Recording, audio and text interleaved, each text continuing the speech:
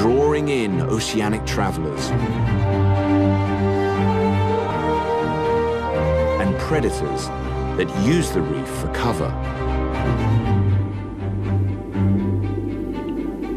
In the calm water between reef and land, beds of seagrass beckon green sea turtles. They spend their young lives in deep water, eating small sea creatures. But as adults, they go vegetarian. Weighing an average of 450 pounds and protected by a tough shell, it has little to fear from most residents of the reef. But there's one very big exception.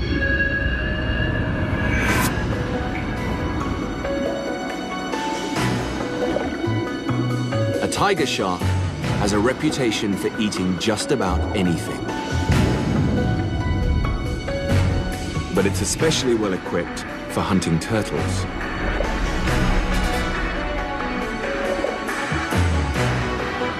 As long as the turtle hugs the bottom, it's safe. But it has to surface to grab a breath.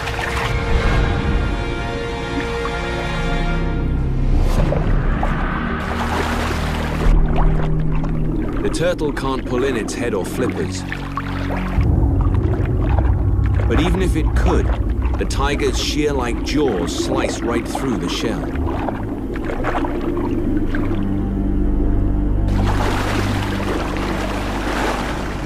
Collisions like these are inevitable in a place where such a huge number of animals all come together. This single reef supports over 1,600 species of fish, 133 species of sharks and rays, 3,000 kinds of mollusks. Many creatures live their entire lives in or near the reef walls.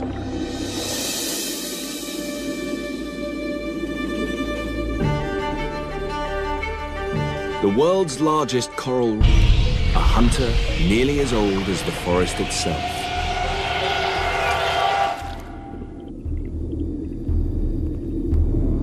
"17 feet long and half a ton is average size for a saltwater crocodile.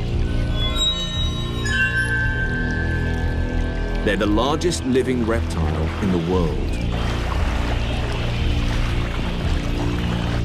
80 million years ago, their ancestors began to prowl the murky fringes where land and water meet. They're so well suited to the job, their basic designs have changed very little since then.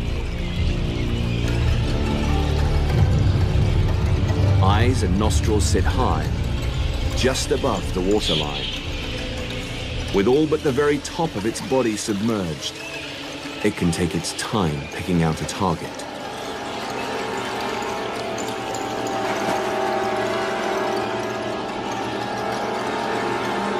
Sweeping its tail like a massive oar, the crocodile launches 8 feet out of the water.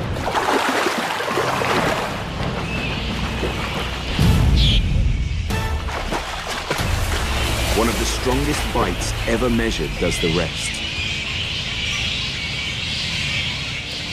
Going airborne isn't the only boundary this predator can break. Even the coast is no limit. True to name, salties are more at home in salt water than any of their relatives, allowing them to hunt outside the brackish estuaries,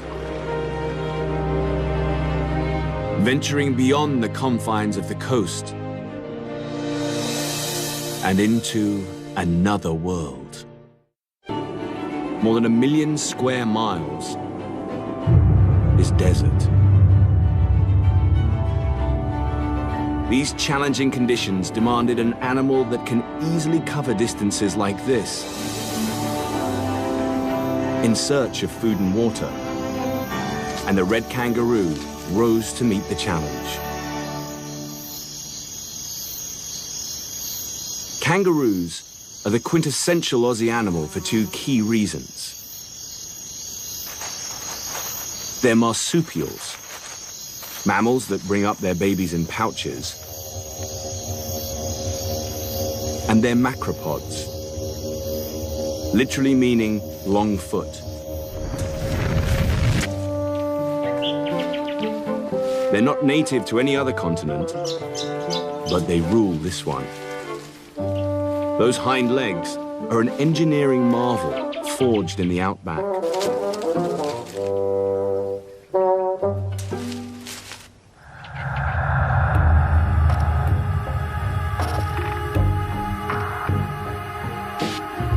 When a kangaroo hops, spring-like tendons capture the energy from each landing and use it for the next launch.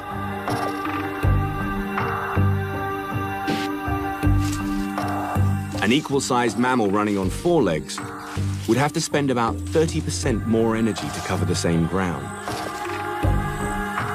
That efficiency is critical in a place where food and water can be a long way off.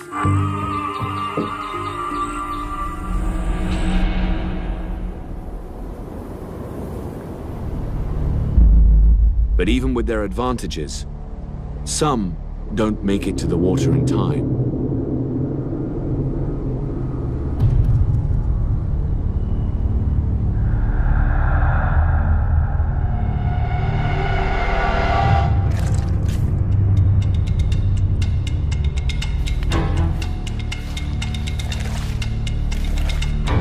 A Parenti lizard has a different strategy, grabbing any opportunity it can, hunting live prey or sniffing out carrion with a snake-like tongue. It's over 6 feet long, the largest lizard in Australia. But even a small kangaroo will provide several meals.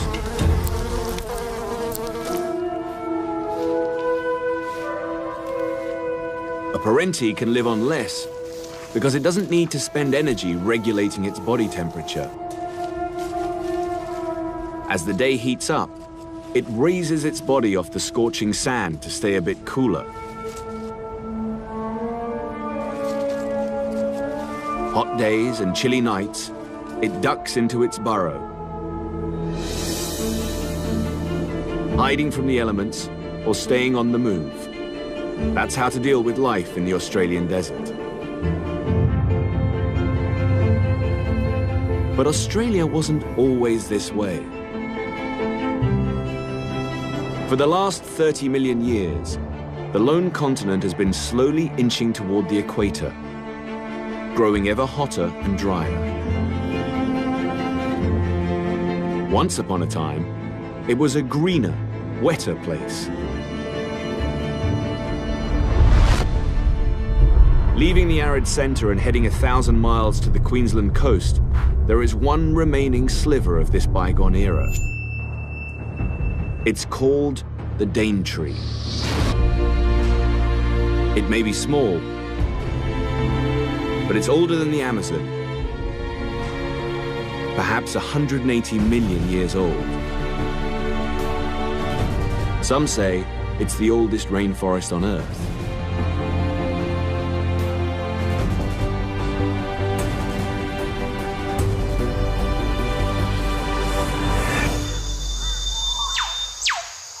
Descending from the canopy is like stepping into a time machine.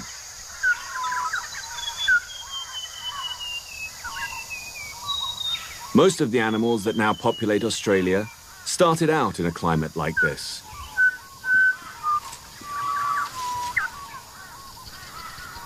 Some never left.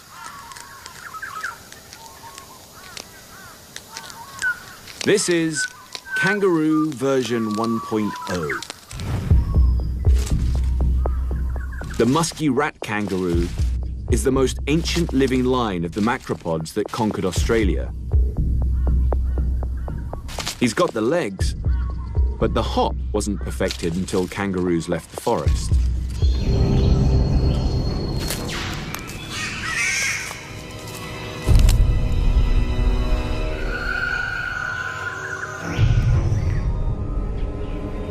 Other prehistoric animals really look the part. Flightless birds likely evolved from dinosaurs. They began gardening this forest around 65 million years ago. The cassowary is their direct descendant. It still can't fly, but it can find everything it needs on the forest floor.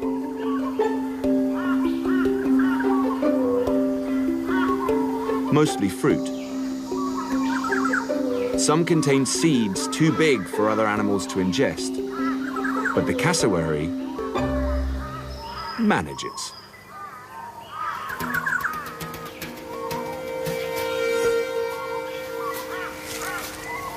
And that's good for the forest.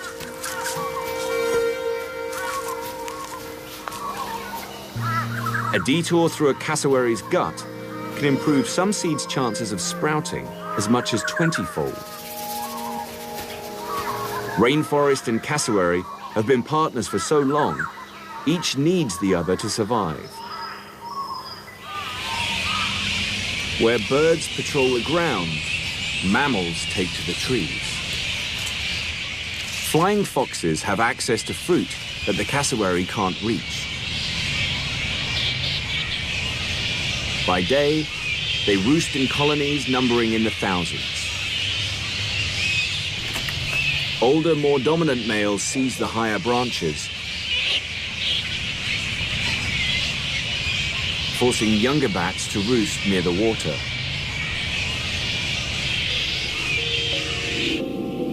They have good reason to be so cautious.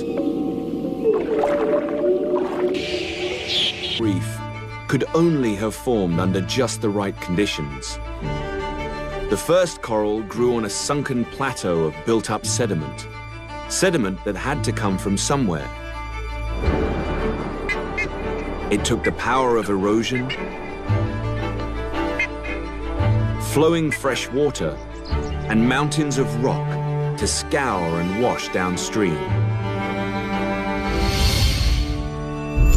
In Australia, all that is delivered by the Great Dividing Range. These mountains tower over the east coast for 2,300 miles. To this day, they capture rain, sending water and fertile soil downstream.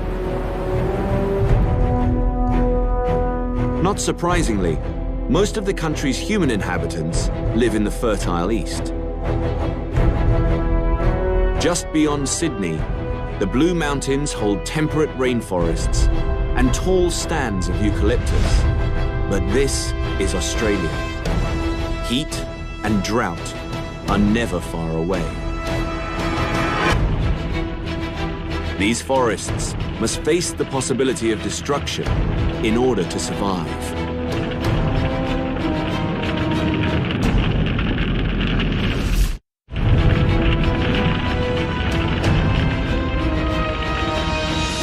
In New South Wales, the hills are ablaze. In a typical year, as much as 10% of Australia's forest goes up in flames. And this fire is especially intense because these trees are eucalyptus. They contain volatile oils that burn twice as hot as oak. A bushfire can rage at 1,800 degrees Fahrenheit, hot enough to melt glass.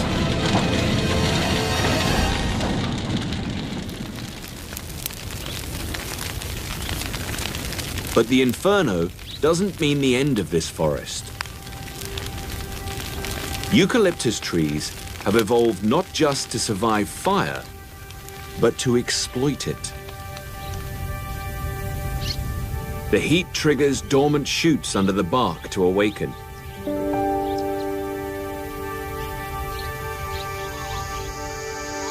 The trees burst back to life, while competing plants are thinned out.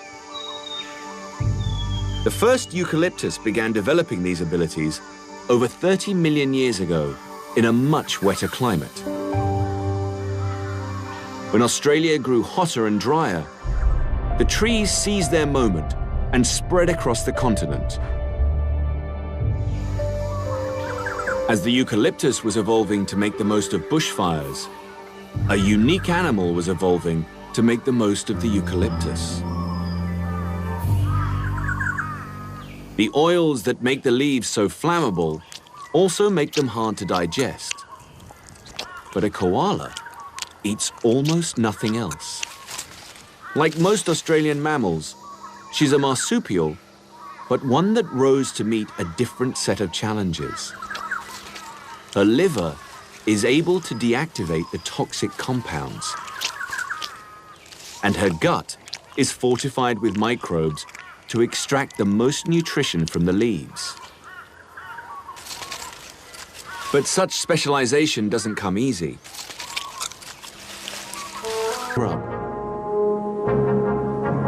The highlands that send rain to the east rob the land to the west of its water.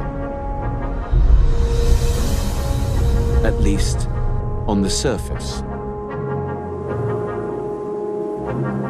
Far below some of the world's driest land lies one of its biggest reservoirs. From the mountains to the arid center, Australia's Great Artesian Basin spans 656,000 square miles. The water flowing beneath it could fill all of North America's Great Lakes 2 times over, including a newcomer from a faraway land who happens to fit in a little too well. Everywhere there is desert, animals have found ways of adapting to the environment. Australia's separation from the other continents allowed some unique adaptations to flourish. But traditional designs can work just as well. And something totally out of place can make itself right at home. Dromedaries, one-humped camels, were imported here in the 1800s as a tried and true way of getting around. With the rise of the automobile, the camels were abandoned. They were well equipped to take advantage of the situation. To keep out the sand, they've got double eyelashes and nostrils that can seal up tight. And of course, there's the famous ability to go without a drink, thanks in part to kidneys and to intestines that retain water. The hump actually has nothing to do with water conservation. It serves as fat storage for times when food is in short supply. For a dominant male, the goal is to look seductive to females and intimidating to other males. That's achieved in a few different ways.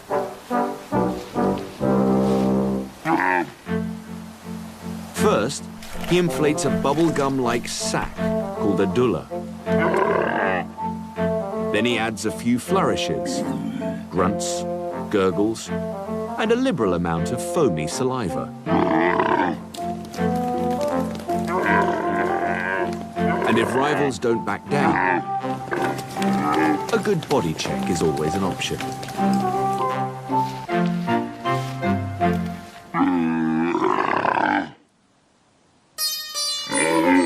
Bizarre courtship aside, feral camels are so good at reproducing that they've become a problem. There are about 300,000 camels at last count, and without official population control, their numbers could double every 10 years.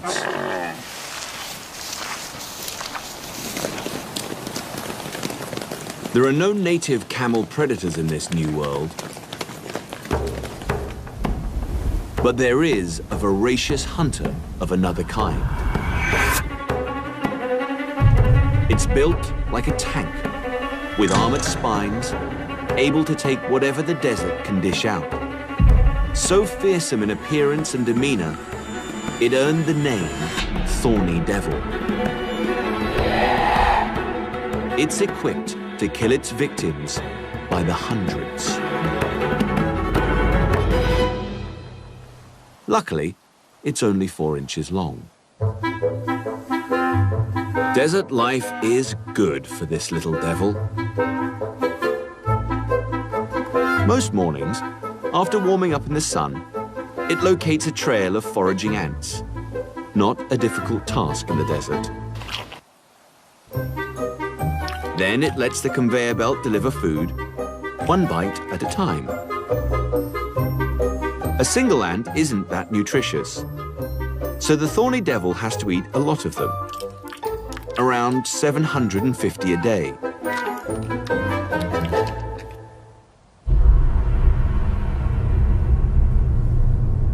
This sit-and-wait approach to eating works for drinking as well. Those thorny scales aren't just for protection. They're one of the most ingenious desert adaptations.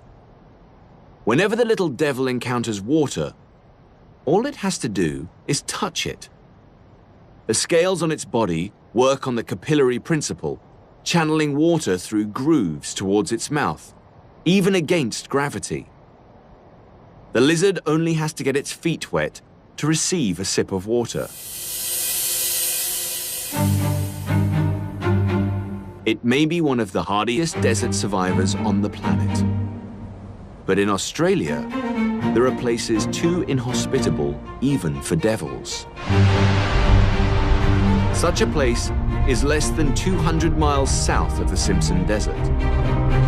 At 50 feet below sea level, it's the lowest point on the continent. Kati Tanda, Lake Eyre. European settlers called it the Dead Heart. Once, this was a lush inland sea fed by rivers. From above, the channels of ancient waterways are still visible. As Australia drifted toward the tropics, the climate warmed and the rivers dried. Now, all that remains is 3,700 square miles of salt crust and sand, burning as hot as 120 degrees in the summer. In a year, Lake Eyre might only receive 5 inches of rain. But every so often, the past returns. Weather and geography conspire, and together awaken a sleeping giant.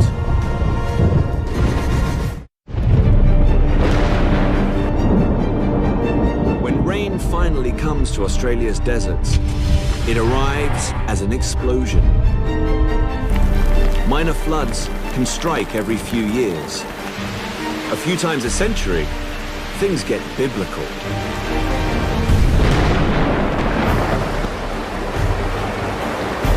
When a storm of the decade hits, much of the water doesn't flow toward the sea. Instead, rain that falls over nearly 1/6 of the continent pours into ancient river channels, rushing inland towards the lowest elevation. Lake Eyre regains its title.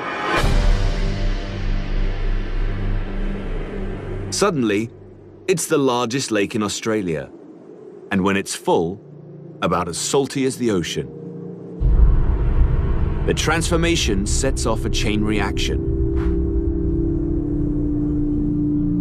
Somehow, birds from hundreds of miles away can sense the change. Whether they can smell the water or are guided by some other force, no one knows. Corellas arrive by the thousands. Wedge-tailed eagles follow the promise of abundant prey. Australian pelicans from the coast seize the moment and launch a spontaneous festival of feasting and breeding. Strange as it may seem, there is suddenly plenty to eat. Hardyheads, perch and other fish, flushed from upstream, have spawned and multiplied in a matter of days. The pelicans operate as a team, driving fish into shallow water, then scooping them up with the longest bill of any bird. They're not just eating for themselves.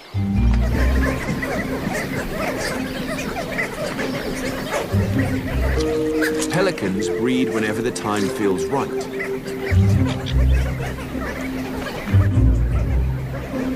And already, the clock is ticking.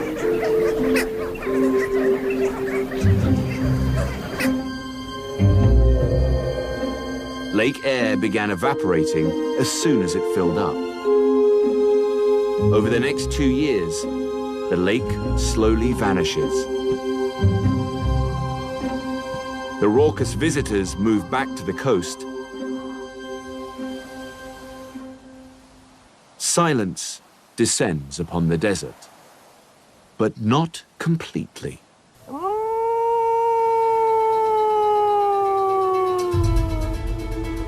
Not all the opportunists have departed.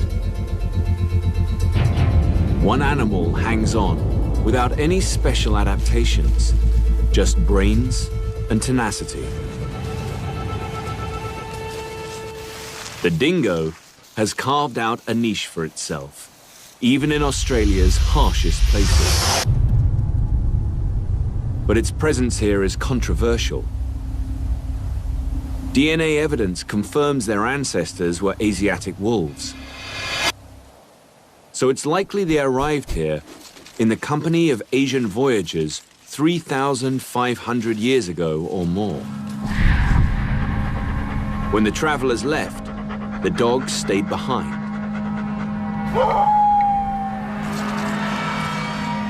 Australia's animals had faced marsupial carnivores, but they'd never seen anything like this. A versatile predator that can hunt alone or in packs.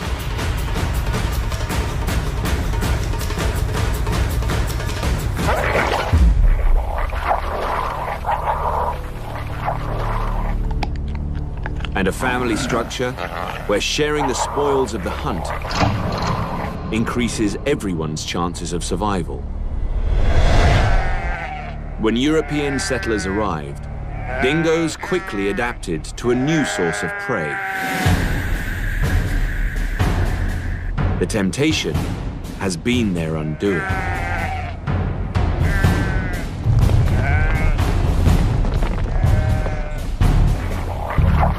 There will always be people who want them dead, or at least confined to the outback.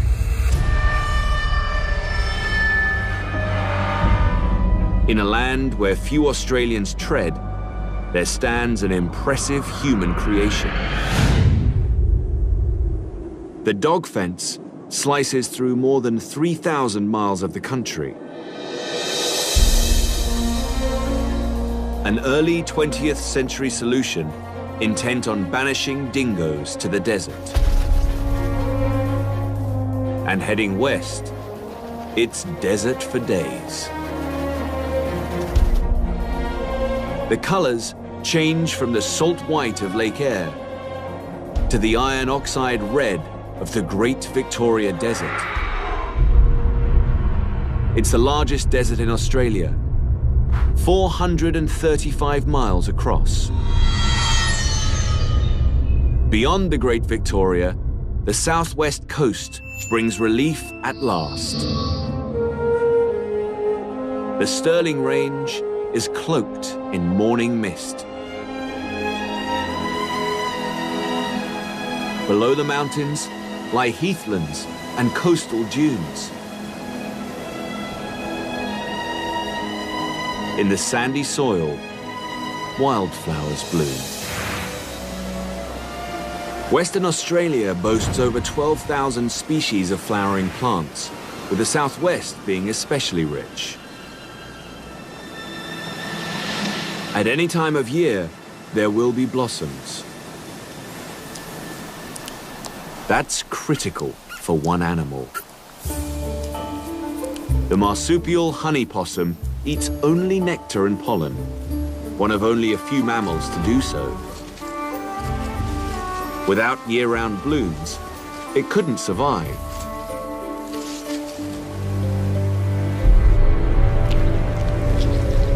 Its tongue is a specialized tool, outfitted with a brush-like surface to dip into flowers and scrape off the pollen.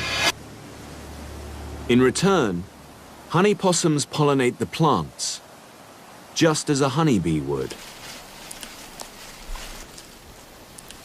Plants that keep the dunes from blowing into the sea.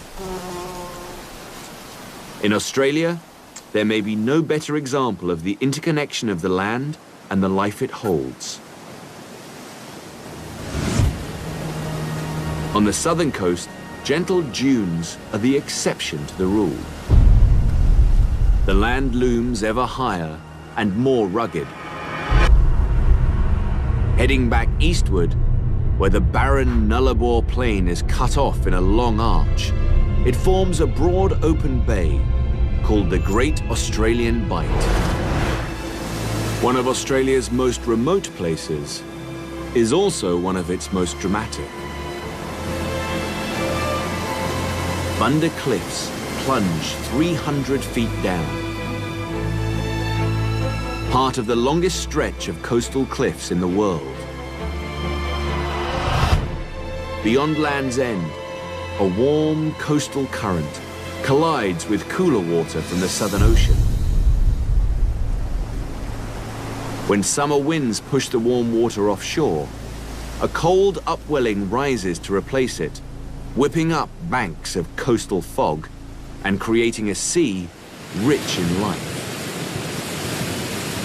Fur seals live here year-round to take advantage of plentiful fish and squid. When they're not hunting, they stick close to rocky islands and coves, enjoying prime access to Australia's best surfing.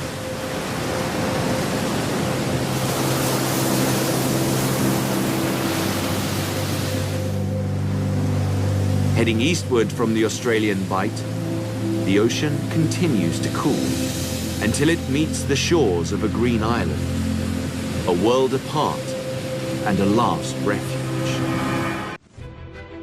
The streams still run cold in the highlands around Cradle Mountain, offering the perfect safe haven for one quintessential Aussie creature. The duck-billed platypus is not uncommon in Australia, but it's a rare thing in the world at large.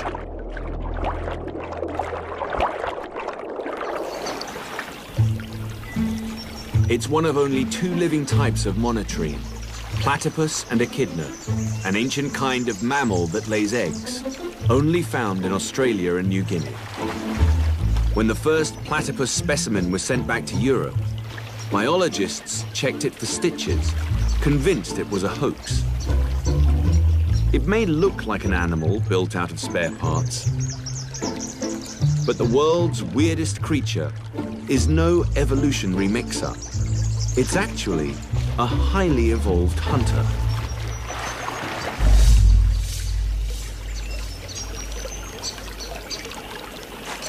More than just a mouth, that duckbill is a sophisticated sensory device, a bit like a personal metal detector. As the platypus hunts, electroreceptors on the bill pick up minute impulses from its prey. Tiny invertebrates hiding under the rocks and leaf litter. Some species of fish have this ability, but the platypus is the only mammal that can hunt underwater this way.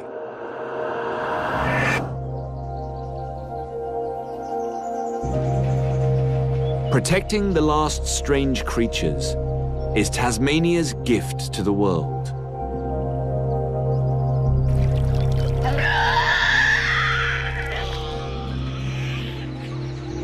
The island is the only place where these screams still pierce the quiet of a wild forest. A female Tasmanian devil hones in on the unmistakable sound of her own kind. She follows her ears and knows to the source of the noise. A dead wallaby has attracted a crowd.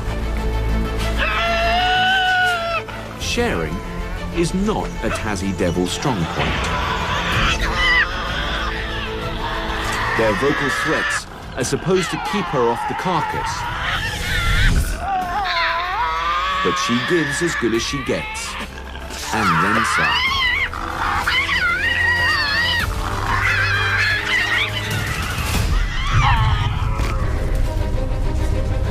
They're no bigger than a small dog, but ferocity makes up for stature. Oversized heads and muscular jaws deliver one of the most powerful bites of any mammal for its size. Easily ripping through muscle and crushing bone. In just over an hour, 5 devils strip the carcass to nothing.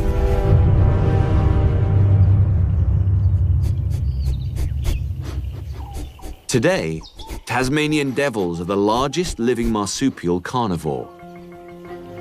But now they're battling disease.